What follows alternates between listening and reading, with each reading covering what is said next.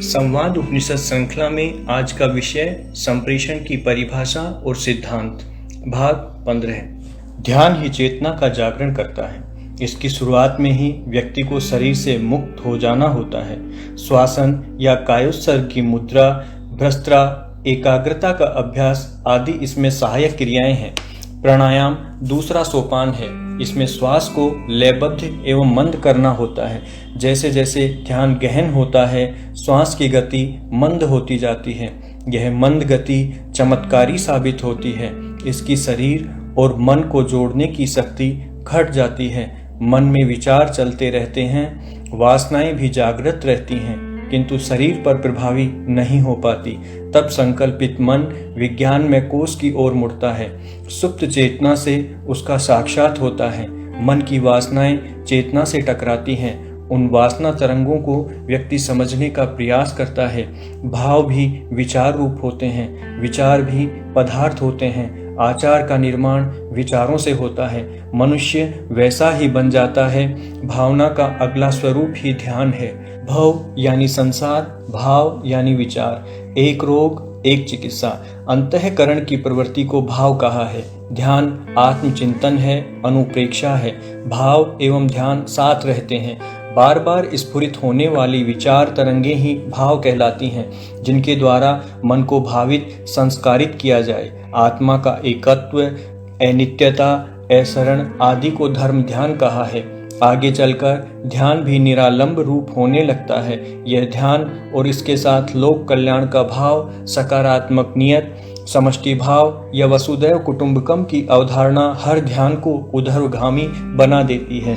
तभी चेतना के जागरण की संभावना बन सकती है। चेतना का जागरण प्रकाश की स्थिति है, अतः छाया लुप्त हो जाती है।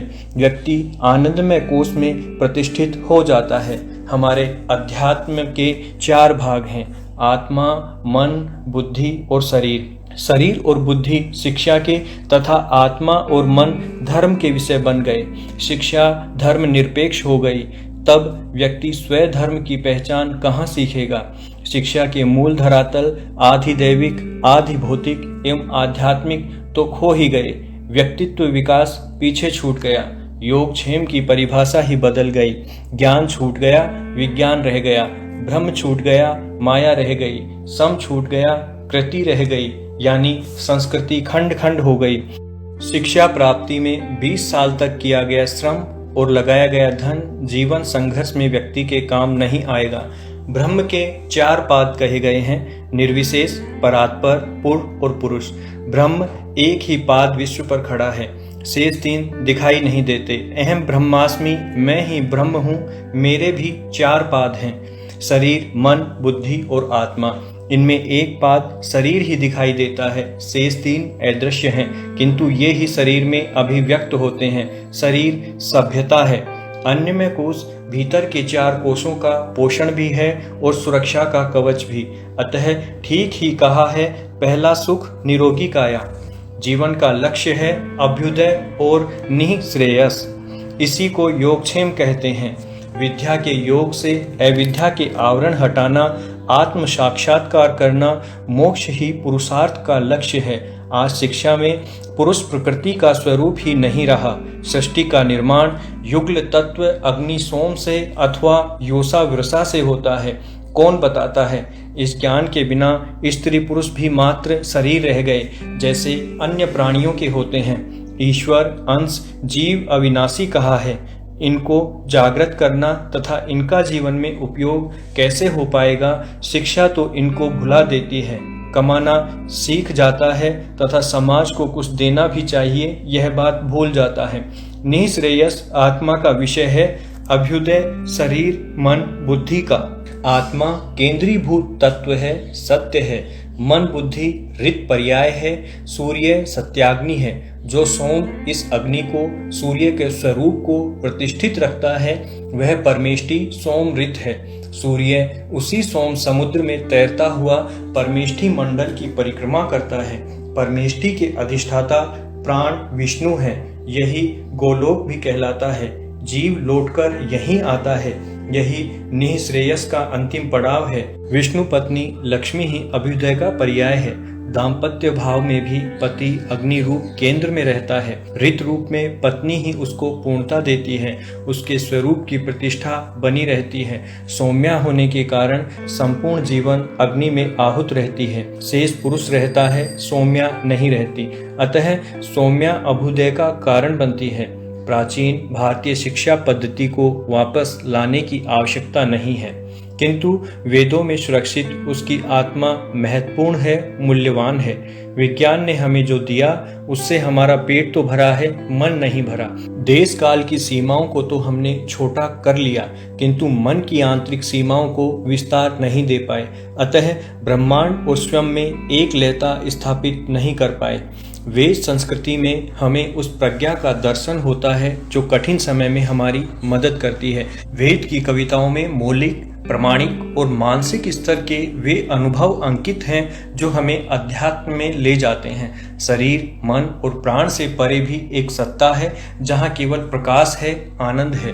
वेद एक बात यह भी कहते हैं कि कुछ भी सिखाया नहीं जा सकता, व्यक्ति स्वयं के भीतर से ही सीखता है। यही वास्तविक ज्ञान है, सत्य है। इसी का सहज रूप में ही विकास है। हमारा अधिकांश जीवन प्रकृति चलाती है। धूप है, जल है, चाहे पृथ्वी है, ये सब हमको चलाते हैं। हम एक दूसरे से बातचीत करते हैं, मनोभावों का आदान प्रदान करते हैं, ये भी हमारा निर्माण करते हैं। हम खुद जितना निर्माण अपना करते हैं, उससे ज्यादा निर्माण हमारे आदान प्रदान के सिस्टम से जुड़ा हुआ होता है। मेरा शरीर, मेरी बुद्धि, मेरा मन और मेरा आत्मा, मेरे पास ये चार उपलब्धियां हैं। इन चारों का अलग अलग ढंग से निर्माण होता है। अगर इनमें से एक भी कच्चा है तो मेरा व्यक्तित्व अधूरा रह जाएगा। मेरे जीवन के सुख में कहीं न कहीं कमी रह जाएगी। शरीर दिखाई देता है, लेकिन न बुद्धि दिखाई देती है, न मन दिखाई देता है, न आत्मा दिखाई देती है।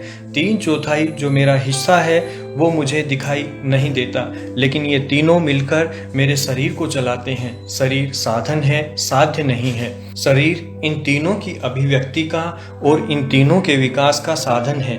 मैं शरीर नहीं हूँ। सामान्य रूप से आत्मा का लक्षण है स व एष आत्मा वाङ्मय प्राणमयो मनोमय है। आत्मा ज्ञानमय है, क्रियामय है, वाङ्मय है, अर्थात अर्थमय है।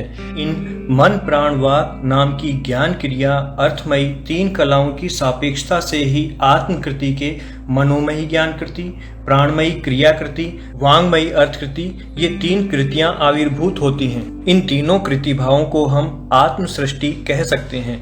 इस त्रिविधा आत्म सृष्टि का ही नाम समब्रह्म की कृति है। यही संस्कृति है जिसके संस्कृति और सभ्यता नामक दो विवर्त हो जाते हैं। ब्रह्म माया, अव्यय पुरुष योग माया, अक्षर पुरुष महामाया, पुरुष प्रकृति तथा मानव मानवी सभी निश्चित क्रम से एक ही सिद्धांत पर कार्य करते हैं। अलग अलग धरातल के कारण स्वरूप की भिन्नता है। पुरुष का रूप हर स्तर पर सत्याग्नि का है।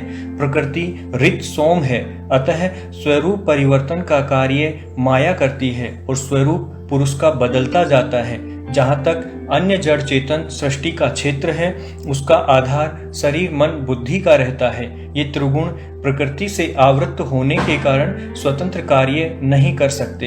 अतः इनका रूप परिवर्तन न तो विवर्त ही है और न ही संस्कृति।